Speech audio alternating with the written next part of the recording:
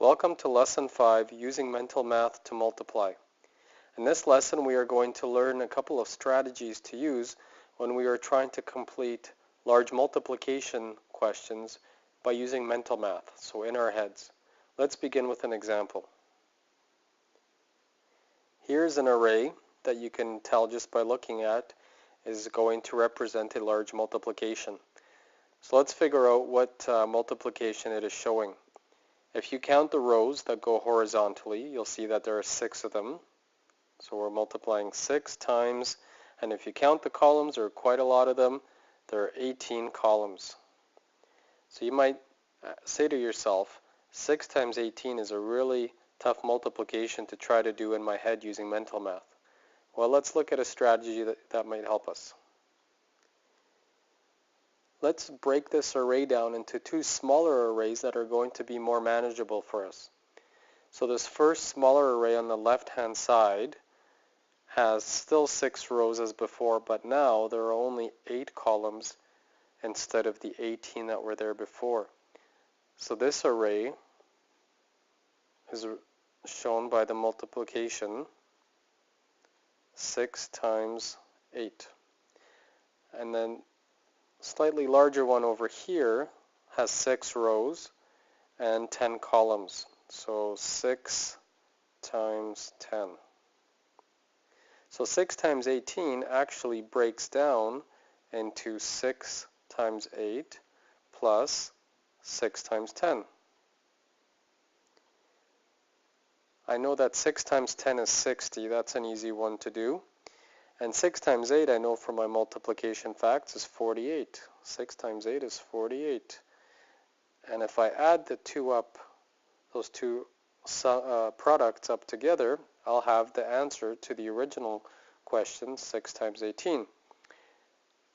Again, it's kind of a tough addition to do, but if I break it down a little bit, it becomes easier. 40 and 60, I know, makes 100. And I have 8 left over from the 48. So 100 plus 8 is 108. And that's my final answer. Because this part of the array is 48, this part of the array is 60. When I put them together, I get 108. So that is one strategy to use to complete larger multiplications in your head using mental math. Let's try completing the same multiplication question again, this time with another strategy called doubling and halving. The doubling and halving strategy states that if you double one number in your multiplication, then you have to halve or cut in half the other number, and the new multiplication you create will have the same answer. So I'm going to double 6 to 12, which means I'm going to halve 18, so half of 18 is 9. So 12 times 9 is a slightly easier multiplication to complete. Again, it's not the easiest, so we're going to break it down a little bit more. We know that 12 breaks down into 10 plus 2. So that means we will have to do 2 multiplications here. 10 times 9